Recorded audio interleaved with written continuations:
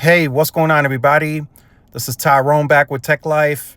Another great article from Michael at Light Reading. I'll leave a link to it in the description so you guys can check it out. So the numbers that you're seeing on screen here in the title, right before you say, oh, those are crazy, aggressive, ambitious targets, I want to remind you guys, this is T-Mobile that we're talking about.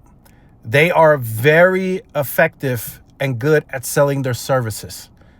They can grow at very impressive volumes very quickly. They have shown us this over and over again. They've shown us this on the wireless side. They showed us this immediately or almost instantly during the beta on FWA, and then when they took that commercially, they ramped up, right? They were growing at 500,000 a quarter. That got them to the targets that they wanted to be at. And then what T-Mobile did, they simply raised price to slow down the volume. They told us at several conferences that they did not no longer want to keep up the volume of growth that they were at because it was going to far exceed the first initial guidance, which was 7 to 8 million. So these numbers that you're seeing here, it's not far-fetched. It's not something that's crazy, when we're talking about T-Mobile. So T-Mobile Fiber could see 5 million customers and $5 billion in revenue by 2030. The financial analysts over at Evercore offered some new forecasts for T-Mobile Fiber ambitions, T-Fiber, predicting the business would span 5 million customers and garner $5 billion in revenue by 2030. So they're anticipating within the first 12 months for T-Mobile to have 40% market penetration. That's impressive. So no wonder that these companies are signing these strategic deals with T-Mobile like Lumos and Metronet, because T-Mobile can effectively sell that service.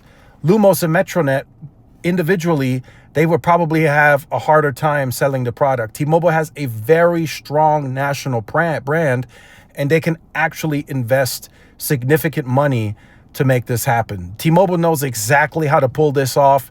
They already very likely have a strategy behind the scenes ready to go, ready to deploy, right? The winning playbook, as they call it, and they're going to go after this. So any provider that's in that area, right, that Metronet and Lumos operate in, and all the other ones that they struck deals with, be aware.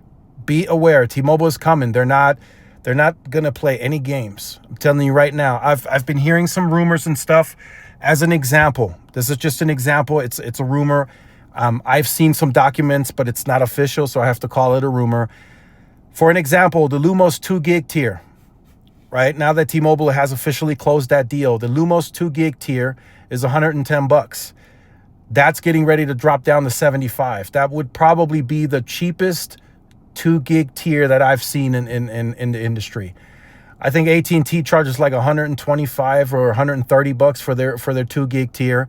So T-Mobile would be significantly cheaper in an event that AT&T is also existing in that area. So what's going to happen? People are going to gravitate towards Lumos or T-Fiber at that point. And T-Mobile is going to advertise that very heavily. Very, very, very heavily, very aggressively. They're going to be very uncarrier-like with T-Fiber, and they're going to make it very effective. They're going to grow this very quickly. In the first, let's read here from, this is straight from Evercore, so you guys can kind of get the idea of what they're anticipating. So, of course, since it hasn't actually happened, Evercore is only assuming. But like I say, you can go by history. T-Mobile likes to grow, and they know how to do it. So Evercore assumes that T-Mobile Fiber or T-Fiber will be able to capture 10% market share within the first 6 months of launch. That right there is already impressive. That's 10% market share in the first 6 months. That's 2 quarters.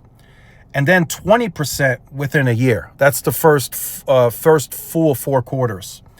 After 2 years, the analysts predict T-Mobile Fiber will command 40% penetration, meaning 40% of customers reached by its fiber connection will subscribe to those connections. That is impressive.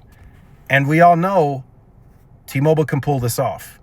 And then you also have to question, too, what does that do for wireless?